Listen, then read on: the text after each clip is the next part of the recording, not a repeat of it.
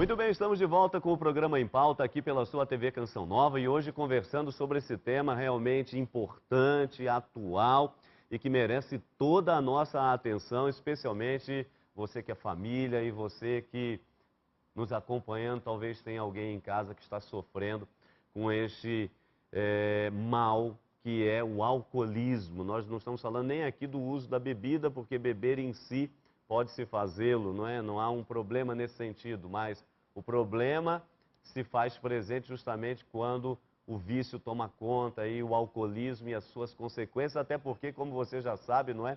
Álcool não escolhe lugar, classe social, então é pobre, é classe média, são pessoas ricas, enfim, o álcool está presente em todas as esferas de família e de sociedade e, portanto, é um problema, um desafio que afeta a todos nós. Para você participar do nosso programa, você já sabe, não é? Quer seja sugerindo temas ou deixando a sua questão, o nosso endereço eletrônico você já sabe, empauta@cançãonova.com. Empauta@cançãonova.com é o nosso endereço onde você pode mandar um e-mail para a gente, tá certo? Além disso, nós temos o site do Frei Antônio Moser. Ali você tem a oportunidade de rever aqueles programas que você não teve a oportunidade de acompanhar. Então, antoniomoser.com. Além da agenda, dos livros e das atividades do Frei Antônio, você ali tem acesso ao nosso programa Em Pauta. E, claro, o blog da Canção Nova aqui em Belo Horizonte. Você acompanha também o nosso programa Em Pauta, blog.cançãonova.com/bh. blog.cançãonova.com/bh, tá certo?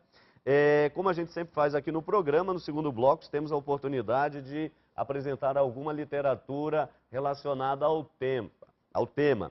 Hoje aqui, claro, estamos falando de família, então temos dois livros de famílias, a respeito de famílias, então, do nosso querido e saudoso Padre Léo, Famílias Restauradas. Realmente vale a pena você ter esse livro, porque é extraordinário. O Padre Léo, com verdadeira maestria, ajuda muito a família nesse processo de restauração, inclusive quando a família se depara com vício tal qual o álcool. Um outro livro do professor Felipe Aquino, aí um grande abraço ao professor, que sempre acompanha o programa Em Pauta, está aí, ó, Família Santuário da Vida. Família Santuário da Vida, do professor Felipe Aquino. Você tem a oportunidade de tê-los tanto pela editora Cleofas quanto pela editora Canção Nova. E aqui pela editora Vozes e Paulos, primeiro aqui a editora Vozes, esse livreto, mas que é assim uma receita, não é? Se a pessoa que você ama bebe demais, o que fazer? Então este livro dá respostas simples e objetivas para um problema que aflige muitas de nossas famílias. Está aí pela editora Voz. Esse livro é do padre Sérgio Jeremias de Souza. Não é isso, Frei Moser? É isso. Tá certo. E temos aqui um último livro, uma última indicação para você que nos acompanha, A Dádiva da Sobriedade, a ajuda mútua nos grupos de alcoólicos anônimos, do Leonardo de Araújo Mota, pela Paulus. Você pode também adquirir esse livro em qualquer livraria Paulus aí espalhada pelo Brasil. Vale a pena, especialmente se você tem alguém na família que está sofrendo com o alcoolismo, não é? Ou mesmo com outras drogas, então vale a pena começar a se informar mais e cada vez melhor. Frei Moser e Eros, nós aqui já temos no segundo bloco entrando no problema propriamente dito, porque nós estamos supondo, dado esses números, né, que você nos apresentaram no primeiro bloco, Eros, pelo menos 10% da nossa população, nós estamos falando de um Brasil de 190 milhões. Então 10% sofrendo com o álcool, o uso excessivo do álcool, começa a brotar algumas perguntas. Então o que fazer nessa hora? Quando parar? Então nós temos em torno de 20 milhões, né, de brasileiros que bebem frequentemente de maneira abusiva. E temos em torno de 2 milhões de brasileiros, um percentual desses que através da bebida chegaram às drogas e que hoje são dependentes químicos das drogas. 20 milhões é 2 vezes, não é? Portugal que está nos acompanhando. Um abraço aos nossos irmãos portugueses que acompanham aí o programa Em Pauta, o nosso carinho, o nosso abraço. Mas imagina, 2 Portugais, não é, alcoolizados, viciados, dominados pelo... E mais que isso, né? Nesse estudo aqui que a Senad, Secretaria Nacional Antidrogas, e a Universidade Federal de São Paulo nos dá o levantamento nacional, o primeiro levantamento sobre padrões de consumo de álcool na população brasileira, nos mostra que, se por um lado, por exemplo, o índice mundial de anos de vida perdidos, anos úteis de vida perdidos por causa do consumo de álcool é 4%, no Brasil é 16%, ou seja, 4 vezes a mais. Então nós estamos dizendo que, não só em termos de números absolutos, existe um problema no nosso país, mas ao mesmo tempo também comparativamente, na América Latina, de uma maneira geral, mas o Brasil então inserido dentro dela, tem 4 vezes mais consequências de dias úteis perdidos devido ao problema com álcool. E também, cada vez mais, como nós dissemos no primeiro bloco, a população infanto-juvenil mais precocemente tendo acesso ao álcool, às vezes antes dos 11 anos, inclusive com consequências, né, muito graves, como o próprio levantamento aqui diz, que o problema afeta diretamente os estudos, claro, depois problemas familiares, sociais, não é? Maior risco de suicídio, mesmo na adolescência, ou homicídio, né, tudo isso relacionado ao consumo de álcool. Então, é uma realidade, né, né, como o Frei Moza falou, multifatorial, né, e que precisamos, ao mesmo tempo que diagnosticar, já fazer o prognóstico disso para uma prevenção, né? Nós vamos falar sobre o tratamento, sobre a recuperação, sobre os grupos de autoajuda, porque consideramos também que o alcoolismo não é um problema individual, assim como a dependência química. Ele é um problema social e familiar. Perfeito. Então, não adianta simplesmente você cuidar, ter compaixão de um ente querido que está sob o uso do álcool, abusivo do álcool, mas, por outro lado, desconsiderar que isso é um problema familiar e promover todo um ambiente, continuar promovendo todo o ambiente, como se ele pudesse frequentar as festas da sua família, mas ficar isolado ali, longe daquela tentação de experimentar a bebida. Então, eu acredito que esse sofrimento, como ele afeta toda a família, também as iniciativas têm que ser familiares, né? A estruturação da família, o acompanhamento dos jovens, o carinho, o afeto, como a gente que acompanha melhor as comunidades terapêuticas, a gente sabe que nós estamos mais em vulnerabilidade social do que uma tendência à patologia, de vícios e tudo. Nós precisamos realmente reestruturar os relacionamentos, a afetividade, os valores, e isso com certeza nos leva a um equilíbrio. Leva as nossas crianças a saberem o que é bom, o que é mal, o quanto é bom, o quanto é mal. E com esse equilíbrio, família e escola, nós temos aí um caminho de prevenção.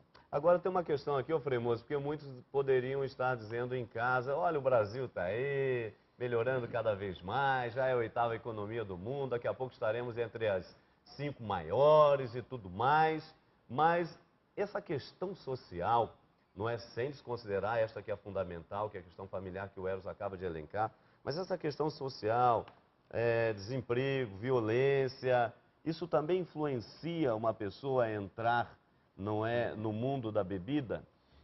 Eu, antes de responder a pergunta, eu gostaria de pegar um gancho que o Dr. Eros aí colocou muito bem, que é no sentido de dias úteis perdidos.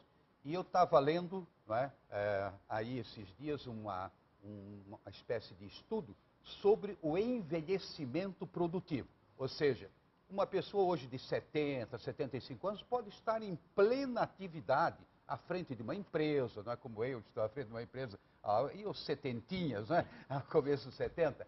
E, afinal de contas, agora, se você é um dependente do álcool, de droga, evidentemente que não vai chegar lá.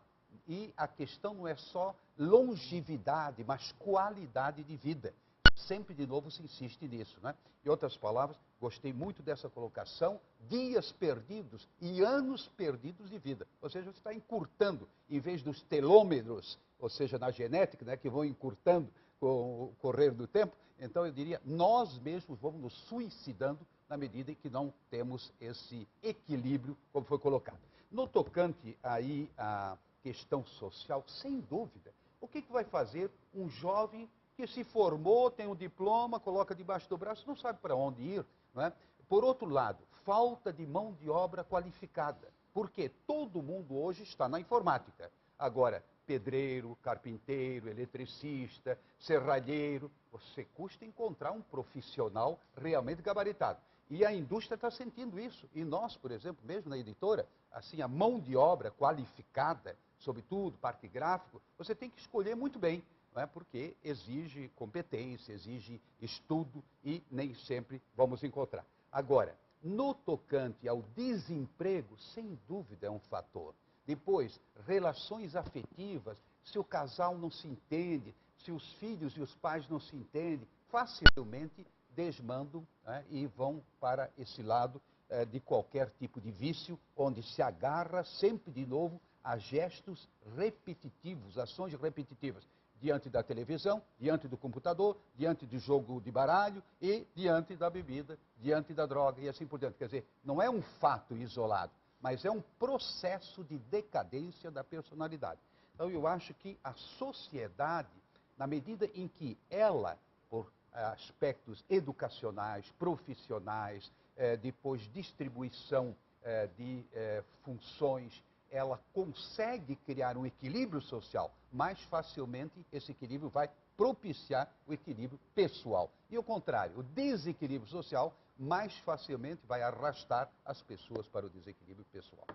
Tá certo. Olha, nós vamos também às ruas perguntar aí à nossa população e colocamos essa questão aqui. Olha, quem faz uso da bebida alcoólica, será que sabe o momento de parar, justamente quando percebe aí que está indo além dos limites? E ainda, você tem alguém na família que sofre deste mal? Vamos ver o que as pessoas responderam. Eu acho que as pessoas estão, principalmente os jovens, eles estão tão sem limites que acabam caindo antes de parar. Muito difícil. É raro. Uai, depende da pessoa. Muita gente da minha idade não sabe, não. Acredito que não. Sem ajuda, jamais. A partir do momento que ele consome álcool todos os dias, se não tiver um para ajudar a conscientizar, não para. Olha, eu fumava. Deixei de fumar. Porque tinha vontade de deixar. E é a mesma coisa. Né? Acho eu que é a mesma coisa. É só a pessoa dizer, agora vou deixar. E acho que leva vantagem, não é? De fazer assim. Foi assim que eu fiz. Deixei de fumar, deixei de beber. Não. A maioria não, né? Eu creio que não. Creio que é meio difícil, né? Acho que é uma doença que precisa de tratamento, né? Saber sabe, né? Mas depende muito do controle, né? Da pessoa que queira parar mesmo, na verdade, né? Infelizmente, ela sabe assim uma hora parar, né? Mas ela depende muito de esforço. Tem que se esforçar bastante para sair dessa situação, né? Não é fácil não, né? Mas depende dela mesmo. Pois é, eu até quero perguntar aqui ao Eros, não é? O alcoolismo é uma doença? Pensa aí, nós vamos para o nosso intervalo, não saia daí, já já estaremos de volta com o programa Em Pauta, não só respondendo esta questão, mas propondo um caminho para você que talvez esteja vivendo esta dura realidade. Um instante só.